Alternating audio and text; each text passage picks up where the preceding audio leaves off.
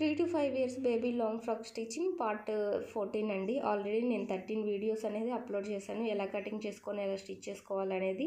ఇక్కడ నేను సైడ్ జాయింట్లు ఎలా చేసుకోవాలనేది ఇక్కడ చూపిస్తున్నానండి. నేను ఆల్రెడీ లాస్ట్ వీడియోలో మనము ఈ హిప్ దగ్గర వేసుకునే డోరీ ఉంటుంది కదా, ఆ డోరీని ఎలా స్టిచ్ చేసుకోవాలనేది చూపించాను. చూడని వాళ్ళు ఎవరైనా ఉంటే ఒకసారి చూడండి.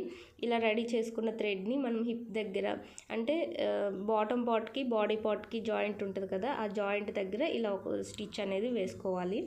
ఇలానే మనం రెండు సైడ్లు కూడా స్టిచ్ అనేది వేసుకున్న తర్వాత ఇప్పుడు సైడ్ జాయింట్లు అనేది చేసుకోవాలి. ఈ సైడ్ జాయింట్లు చేసేటప్పుడు మనం ఖర్చు కోసం 2 ఇంచెస్ అయితే ఎంతైతే తీసుకుంటామో 2 ఇంచ్ కానీ లేదంటే 1 ఇంచ్ 1.5 అట్లా ఎంత ఖర్చు కోసం అయితే తీసుకుంటామో అక్కడి నుంచి మార్కింగ్ అంటే అటు సైడ్ నుంచి మార్కింగ్ అనేది వేసుకొని స్ట్రైట్గా స్టిచ్ అనేది వేసుకున్నామంటే మనకి డ్రెస్కి చాలా ఈజీగా సైడ్ జాయింట్లు అనేది వేసుకోవచ్చు.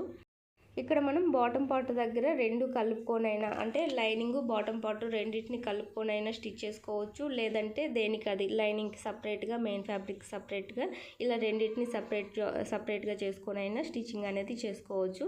నేను ఇక్కడ ఈ రెండింటిని కలుపుకొని లైనింగ్ ఇంకా మెయిన్ ఫ్యాబ్రిక్ రెండింటిని కలుపుకొని ఒక స్టిచ్ అనేది వేస్తున్నాను.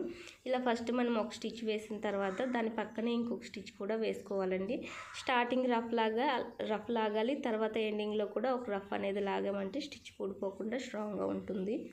సేమ్ మనము ఇటు సైడ్ ఎలా అయితే స్టిచ్ చేసుకున్నామో అటు సైడ్ కూడా అంతే. ఖర్చు కోసం ఎంత అయితే తీసుకుంటామో అక్కడ ఒక మార్కింగ్ అనేది వేసుకొని స్ట్రైట్గా ఒక స్టిచ్ అనేది వేసుకోవాలి. ఇలా మనం రెండు సైడ్లు స్టిచ్ చేసుకున్నామంటే డ్రెస్ అనేది కంప్లీట్ అవుతుంది. ఈ వీడియో మీకు నచ్చితే సబ్స్క్రైబ్ చేసుకోండి.